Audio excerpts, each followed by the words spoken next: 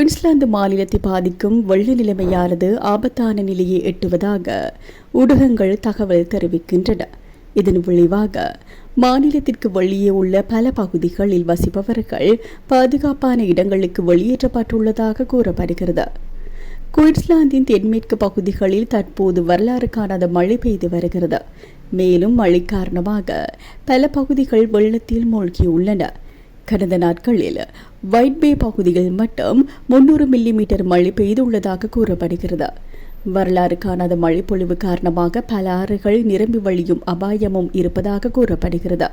Flinders, ஜோர்னியா, பரு, Thomson, பர்கோ மற்றும் வோரிகோ ஆறுகள் வெள்ள அபாயத்தில் இருப்பதாக வானிலை ஆய்வு மையம் சுட்டிக்காட்டியுள்ளது.